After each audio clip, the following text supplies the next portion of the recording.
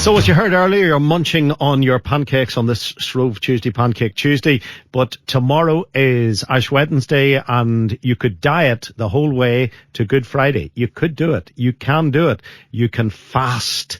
Go beyond dieting. You can fast. You can rediscover your innards. I want to speak to Dr. Johnny Bloomfield about this. He knows plenty about health and well-being and fitness and I suppose the psychology of it too.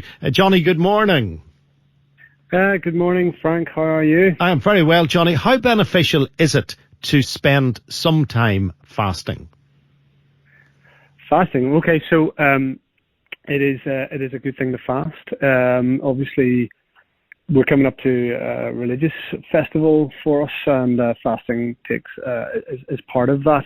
But what I would like to encourage people today is how to give things up effectively and how to make it a big success. As you mentioned there, so a lot of it is to do with the psychology of our behaviour, and I'm keen to give out a few tips today of how to successfully give something up. Okay, so let's say if I was going to fast, I often talk about the 5 C's. One of them is chips, another is crisps, one is cheese, another is confectionery, and finally cream. Those are 5 C's, and I believe if I could give all of those up, I'd be as fit as a whippet. So tell me how to give them up. Okay, well, it's all about strategy, Frank. I love your 5 C's there. What you need to do, we need to tackle them in stages and steps, and it's about starting small and making sure that whatever you think the first step should be is a realistic step that you can achieve. All of those things that you've described there, you've created habits around consuming some of those 5 C's, and we know there's quite a bit of science behind why people form habits. Some psychologists say that 50% of our day is all habit-driven. Some psychologists say 90% of our day is all based on habits. So habits are basically the breakdown of having a cue, then a craving, then a routine, and then experiencing a reward for that habit. So, but ultimately, we need to be a bit of a detective in our day-to-day to look out for what are causing those cues.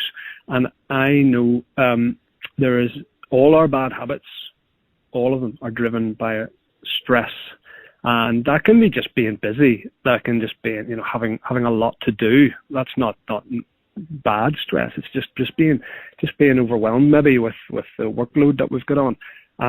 So that can be a major cue in our day to create an urge for a craving, and then one of those 5 C's, you're thinking, that might satisfy that craving. So the routine is go and consume one of those, and you'll feel some sort of satisfaction after that. But if we want to change those habits, we need to find a deep reason why we want to change. We have to be understand our motives behind that, and I'd encourage people to even write that down and share that with somebody. This is why I want to eat less of one of those things, and as I said earlier, tackle one at a time and start to build momentum like a snowball effect. That once you feel you've made a bit of progress and a bit of encouragement in one area, you can maybe do the next one, and then the next one comes a bit quicker than that. And all 5 of those things can be modified sooner than you realize.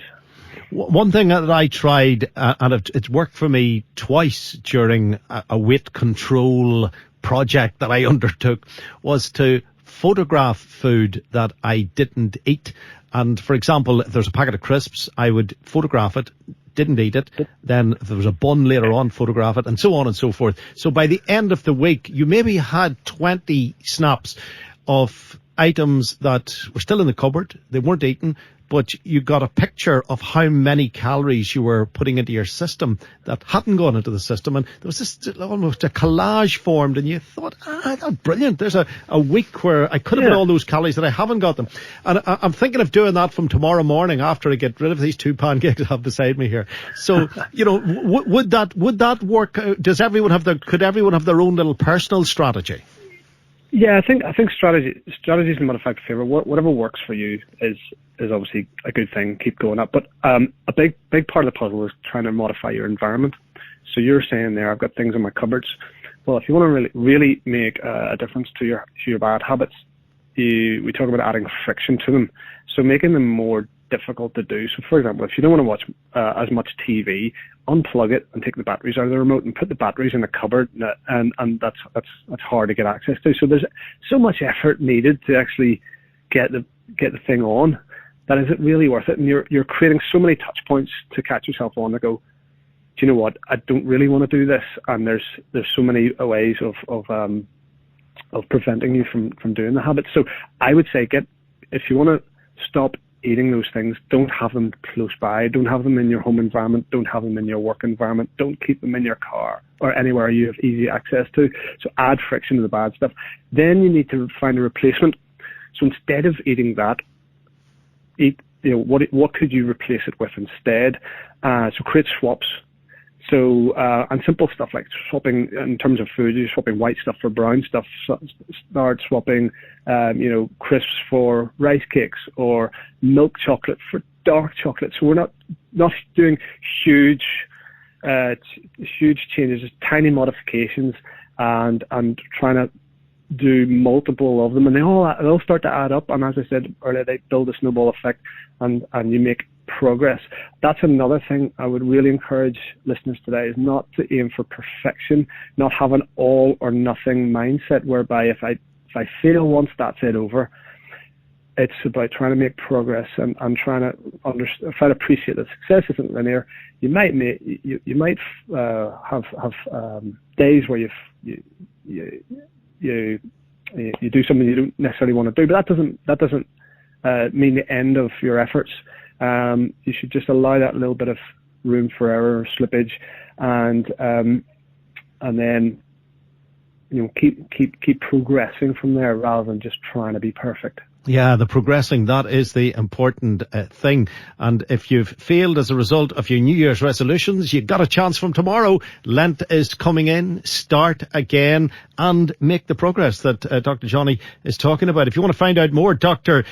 Johnny is the man to check out on johnnybloomfield.com. That's johnnybloomfield.com if you want the guidance from the professionals. Johnny, always good having you on, but especially the day before Lent. You've inspired us. Thanks for your time, Johnny.